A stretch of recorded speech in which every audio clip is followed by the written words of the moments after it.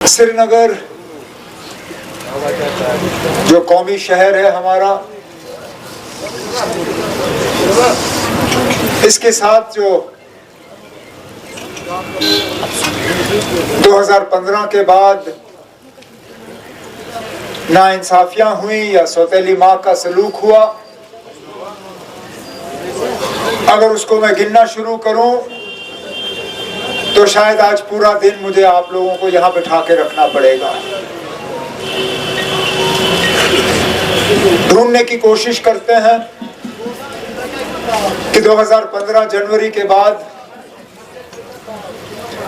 कौन सा नया ऐसा प्रोजेक्ट श्रीनगर शहर को मिला जिससे कि श्रीनगर शहर को कोई फायदा हुआ हो। चाहे श्रीनगर शहर की खूबसूरती को बढ़ाने की बात करें, चाहे श्रीनगर शहर के इंफ्रास्ट्रक्चर को बेहतर करने की हम बात करें, श्रीनगर शहर में ट्रैफिक का जो दबाव रहता है उसको कम करने के हवाले से हम बात करें, या कम से कम शहर को सैलाब से बचाने के लिए अगर हम बात करें, तो अगर हम खोद के ढूंढने की भी कोशिश करें तो कहीं पे कुछ नहीं दिखता। ऐसा लगता है कि जो चीजें 2014 में जहां छोड़ी गई, हालात वहीं के वहीं रुक गए। और इसका अगर आपको सबूत चाहिए तो सबूत हमने कल आवाम के सामने पेश किया, जब वो पुल जो 2011 में हमारे हाथों उसका संग बुनियाद लगा, उस पे काम शुरू हुआ, लेकिन 14 के बाद रुका और 15 साल लगे उस पुल को मुकम्मल करने में। इसी तरह इससे पहले मेरी हुकूमत जो थी, हमने उसमें यह प्रोजेक्ट बनाया था कि किस तरह बुलेवार्ड का हम ट्रैफिक का जो दबाव है उसको कम करें, लेकिन बदकिस्मती से हमारी हुकूमत गई और वो प्रोजेक्ट कागजों पे ही रहा। श्रीनगर की शहर की खूबसूरती को बढ़ाने का एक भी नया प्रोजेक्ट नहीं, और मुश्किल नहीं था, महंगा भी नहीं था, सिर्फ सोच होनी चाहिए थी, सिर्फ इरादा सही होना चाहिए था। अब यहीं से मुश्किल से 3 किलोमीटर दूर बोटानिकल गार्डन के अंदर जो बाग गुल दाऊद, एक नया बाग हमने यहां श्रीनगर के और कश्मीर के लोगों के हवाले किया। उसको तैयार करने में हमें 9 महीने लगे। क्या पिछले 9 साल में वो नहीं बन सकता था?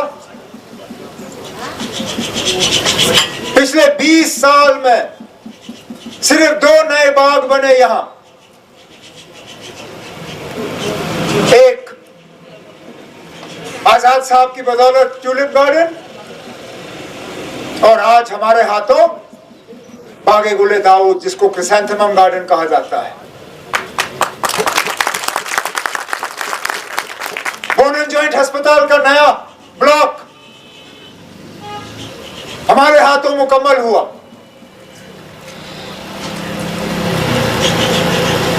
जो यहां हाउसिंग का प्रेशर रहता है, जिस पे बार बार मेरे सीनियर साथी सागर साहब अपनी परेशानी का इजहार करते हैं, और जायज है, सही है इनका कहना। एक ही मकान में 3-3, 4-4, 5-5 फैमिलियां,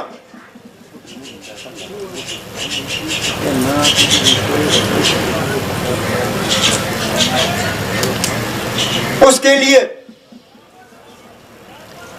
सालों साल के बाद एक नए हाउसिंग कॉलोनी का प्रोजेक्ट इस हुकूमत ने मुकम्मल किया हुआ है, और बेमिना में हम वो काम जो है दस्ती शुरू करेंगे। उसमें इकोनॉमिकली वीकर सेक्शंस, जो गरीब तबका है, उनके लिए खास इंतजाम किया जाएगा। लेकिन जैसे मैं सागर साहब से कह रहा था, हमें भी अपने तरीकों को थोड़ा सा बदलना होगा। जमीन की कमी है,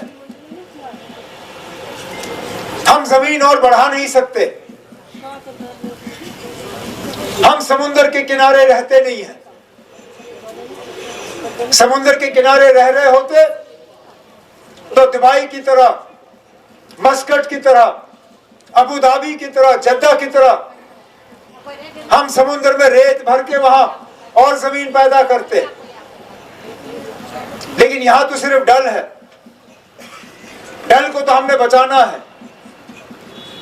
तो वक्त ऐसा आ गया है कि अब हमें बजाय ये कि 1 मंजिल 2 मंजिल, हमें अब 8-8 10-10 मंजिल जो फ्लैट्स हैं उसके तरफ देखना होगा, ताकि सही माने में जो शहर खास में जो कंजेशन है उसको हम ठीक कर सकें। सड़कों की चौड़ाई बढ़ानी होगी,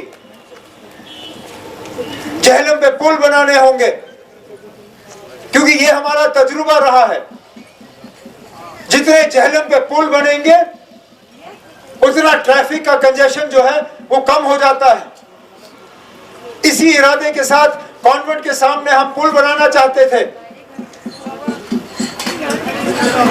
हमारे बाद जो हुकूमत आई उस पुल को फुटब्रिज बनाया। अब डिप्टी सीएम साहब के साथ हम उस प्रोजेक्ट को नए सिरे से जिंदा करेंगे और इंशाल्लाह उस फुटब्रिज को दोबारा गाड़ी का ब्रिज बनाएंगे। लेकिन शायद इनका इरादा भी थोड़ा हटके है, इनका तरीका भी थोड़ा हटके है। इन्होंने शायद इरादा किया है कि वो 2 मंजिला ब्रिज होगा, 1 मंजिल पैदल चलने के लिए और 1 मंजिल गाड़ियों के लिए, तब जाके मुसीबतों का इलाज होगा। और इसी तरह आप में से कितने लोग गर्मियों के महीनों में परेशान हो जाते हैं बुलेवार्ड के रास्ते पे चलने पे? मैं जानता हूं ना, जैसे ही मार्च अप्रैल का महीना शुरू हो जाता है और हमारा सीजन शुरू हो जाता है, नेहरू पार्क से लेके शालीमार तक 2-2.5 घंटे से कम नहीं लगता। और खुदा ना खास्ता कोई सड़कें बंद हो किसी के चलने के लिए, फिर तो 3-3.5 घंटे भी लग सकते हैं। इसलिए ये प्रोजेक्ट बना कि 4 लेन की सड़क यहां पे हो, आना जाना थोड़ा आसान हो जाए।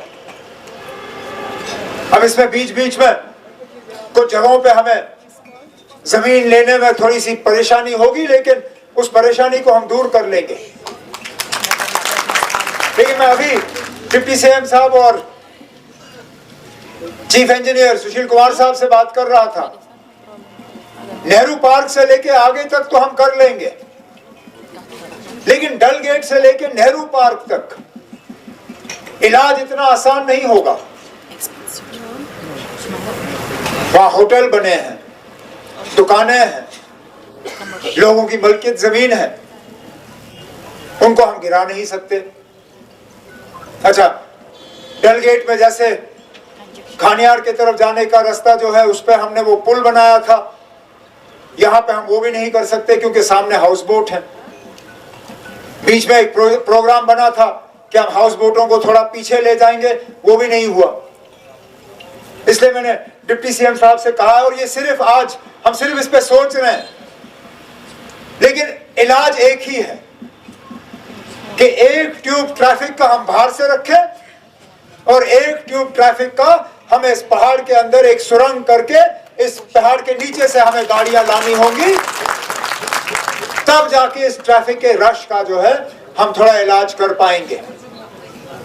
मैंने डिप्टी सीएम साहब से कहा हुआ है यहाँ पे सुरंग बनने के लिए इसका हमें एस्टिमेट बना के दे दो कि इस पे खर्चा कितना होगा, फिर यहां से काट के वहां से जोड़ के इधर से ला के उधर से भीख मांग के हमारी आदत हो गई है ना। दिल्ली जाके हम हाथ जोड़ के कहते हैं ना थोड़ी सा हमारी झोली में डाल दो, हम कुछ कर लेंगे, फिर जाएंगे फिर मांगेंगे, कहेंगे ना कि ये थोड़ा सा रश कम करना है, सुरंग बना दो। वैसे भी इतने सुरंग बने हैं, यहां से जम्मू से जब आप पुंछ जाओ सुरंग ही सुरंग है, जम्मू से जब आप किश्तवाड़ जाओ सुरंग ही सुरंग बने हैं। एक सुरंग अगर श्रीनगर के बीच में बने तो क्या खता है ना, कोई बात नहीं, इंशाल्लाह ये सुरंग भी हम बना लेंगे और यहाँ ट्रैफिक का रश कम कर लेंगे। श्रीनगर शहर को क्या सैलाब से बचाने का हमें कोई हक नहीं है? तभी तो मैंने कल अपनी तकरीर में कहा कि बताइए हमें 2014 के बाद श्रीनगर शहर को सैलाब से बचाने के लिए क्या इकदाम उठाए गए, क्या प्रोजेक्ट बना, कहां गए वो पैसे जो वर्ल्ड बैंक से हमने उस वक्त मंजूर करवाए, जो झेलम को ड्रेजिंग करने का प्रोजेक्ट बना, किसने खाए वो पैसे? चोरों ने। पीडीपी बीजेपी की हुकूमत में वो ड्रेजिंग हुई? कौन था उस वक्त वजीर उस महकमे का? किसकी जिम्मेदारी थी वो ड्रेजिंग का काम करना? और कहां गए वो पैसे? आज आप मेरे डिप्टी सीएम साहब के खिलाफ उंगली उठाते हो। इन्होंने तो साफ कहा कि खोलिए फाइलें, खोलिए किताबें और देख लीजिए क्या हुआ है। मैं कहता हूं इनकी फाइलों के साथ उस दौर के हुकूमत की फाइलें भी खोलिए, खोलो फाइल, बताइए मुझे कहां गए वो फ्लड रिलीफ के पैसे, किसने खाए झेलम के ड्रेजिंग के पैसे, किसने खाए फ्लड चैनल के ड्रेजिंग के पैसे, किसने खाए वो वुलर प्रोजेक्ट के पैसे? बताओ हमें, हम भी जानना चाहते हैं कि आखिरकार क्या हुआ कि इस साल 2 दिन बारिश के बाद श्रीनगर शहर फटने पे आया था। अरे ना, 2014 में कम से कम 6 दिन के बाद 7वें दिन पे बंद फटे, यहां तो 2 दिन भी बारिश नहीं आई, तीसरे दिन बंद फटना शुरू हुआ। अल्लाह ताला ने हमें बचाया उस वक्त। अगर 24 घंटे और बारिश पड़ी होती हम सब पानी के नीचे होते। तो फिर क्या किया श्रीनगर शहर के लिए इन पिछले सालों में? क्यों नजरअंदाज किया इस शहर को? ये हम लोग हैं जो ना इलाका देखते हैं, ना मजहब देखते हैं, ना जात देखते हैं, ना बरादरी देखते हैं। हम सिर्फ हक देखते हैं कि क्या हक है या नहीं है।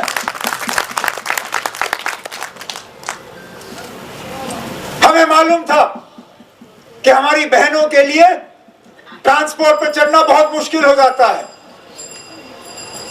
तो पहले ही बजट में हमने तमाम सरकारी बसों पे अपनी माओ बहनों के लिए मुफ्त सवारी का ऐलान करके बसें उनके हवाले कर दी। आने वाले बजटों में बाकियों के लिए भी, जिस तरह तनवीर ने कहा, जब हम लोगों से नहीं कह रहे कि आप 5 साल इंतजार करो और 5 साल से 1 दिन पहले हम काम शुरू करेंगे। हम लोगों से कहते हैं कि इस 5 साल में लगातार रोज हम काम करते करते अपने किए हुए वादे जो लोगों के साथ हैं वो हम पूरा करके ही अपने आप को लोगों के सामने पेश करेंगे। ये आप इत्मीनान रखें। जब मैं कहता हूं कि हम कम से कम मजहब और जात वगैरह देख के लोगों के साथ नाइंसाफी नहीं करते, आप देखिए ना, अब श्रीनगर शहर तो चलिए इन्होंने जो किया सो किया, जम्मू शहर का क्या हाल किया इन्होंने? क्या मजबूरी थी कि दरबार मूव बंद हुआ? ये दरबार मूव शेर कश्मीर की विरासत नहीं, फारूक अब्दुल्ला साहब की विरासत नहीं, मेरी विरासत नहीं। ये तो 47 आजादी से पहले का हाल था।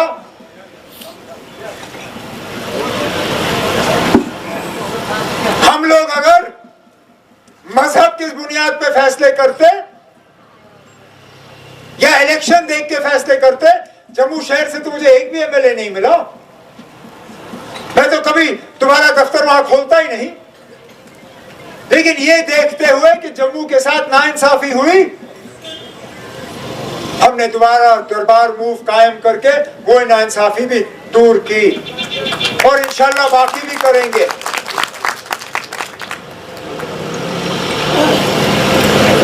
बीच में हमारे रास्ते में रुकावटें आएंगी, मुझे मालूम है, लेकिन हम उस रुकावटों को भी पार कर लेंगे।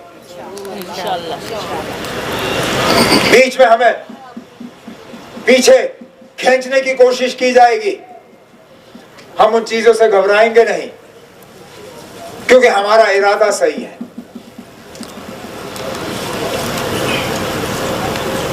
इरादे जिनके पुख्ता हो, नजर जिनकी खुदा पे हो, तलतम खैज मौजू से वो घबराया नहीं करते। हमारे इरादे पक्के हैं, हमारी नजर अल्लाह ताला पे है, वही हमें सही रास्ता दिखाएगा इंशाल्लाह और हमें अपनी मंजिल तक पहुंचाएगा। ये मेरा पूरा मानना है इंशाल्लाह। बाकी जाते जाते आपने हमारी तकरीरों में और डिप्टी सीएम साहब की तकरीरों में बहुत फर्क देखा होगा। सबसे बड़ा फर्क ये कि हमें आदत ही नहीं है हम लोगों से सवाल पूछे। 35 साल में ये हमारी आदत ही चली गई। और मैं डिप्टी साहब सीएम साहब को बताऊं क्यों? क्योंकि ना आप तो जम्मू में सियासत करते रहे, जम्मू में सीधे सवाल का आपको सीधा जवाब मिलता था। यहाँ पे जनाब हमें भरोसा नहीं होता था कि किस सवाल का हमें क्या जवाब मिलेगा। आप सड़क की तकरीर कर रहे होंगे, आप लोगों को कहोगे मैं सड़क देने वाला हूँ, बताओ बोलो क्या चाहिए आपको। आप जम्मू में सुनोगे सड़क, यहाँ पे अगर आपको जवाब कोई पता नहीं ना हम क्या चाहते हैं, तो उसके बाद तो हम ना सवाल पूछने के आदी नहीं है, इसलिए लोग जवाब देने के आदी नहीं है। अब आप आहिस्ता आहिस्ता ये आदत डाल रहे हो, आप देखना आहिस्ता आहिस्ता आपकी तकरीरों में जम के लोग जवाब देंगे, लेकिन इनको भी आदत डालने में थोड़ा टाइम लगेगा। मैं अपने तरफ से डिप्टी सीएम साहब आपको, आप पे महकमे के तमाम अफसरों को इस प्रोजेक्ट के संगे बुनियाद पे शुक्रिया करता हूं। हमें थोड़ा टाइम लगा क्योंकि हम वो लोग नहीं है जो संगे बुनियाद रख के फिर भूल जाते हैं। इसका टेंडर भी अप्रूव हुआ, टेंडर का L1 भी शायद आ गया है, टेंडर खुल के अलॉट भी हुआ है, आज संगे बुनियाद लगा है। इंशाल्लाह दस्ती यहाँ पे आप देखोगे काम भी शुरू हो जाएगा।